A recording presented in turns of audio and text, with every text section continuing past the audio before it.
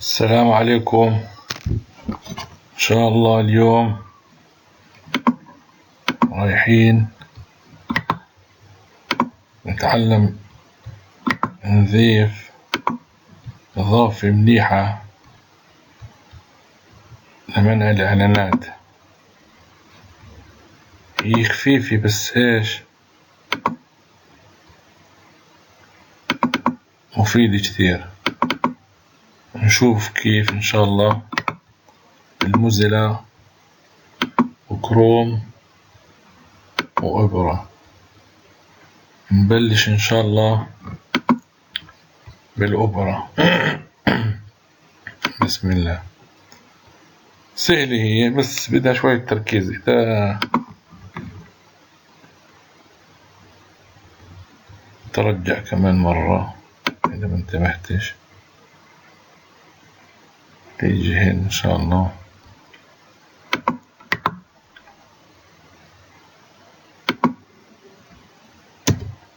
تضغط انتر. بتضيف هاي وتصفح ورا. تضغط هين،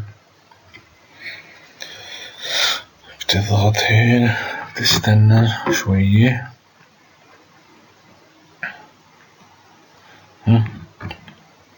العملية هيك نجحت. هذا وهين الإضافة شايفينها هين.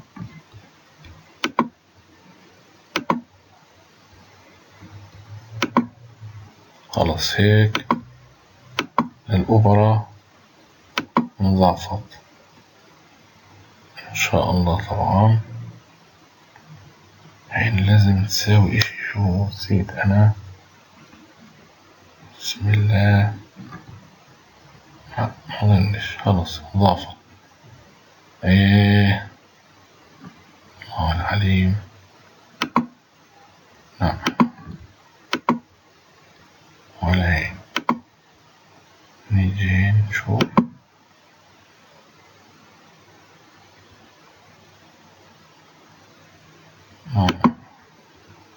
خلاص هيك إضافة. نيجي على الموزيلا. بنحط هين إن شاء الله. حط إضافات. تحط هاي وتضغط انتر وبتضيف هاي. هذا أنا ويندوز وهمي فايت عليه. الويندوز الأصلي ضيف هنا. تم التثبيت. يتم الآن حجب الإعلانات المزعجة. حلو. هين برضو تقدر تشغلها منيحة. بتفيدك أو بتفيدك. طيب هسه هنا عندي فيش عندي كروم. أنا جوجل كروم شو بنسوي؟ بديش أنزله أنا هنا لأنه بديش أضغطه، بس بفرجيكم إن شاء الله الويندوز الأصلي. من هين تيجي على هاي. أنا مضافة عندي هين من أصلي، بس تيجي هين هي نفس الموزيلا يعني سهلة نفس الشيء. تضغط هين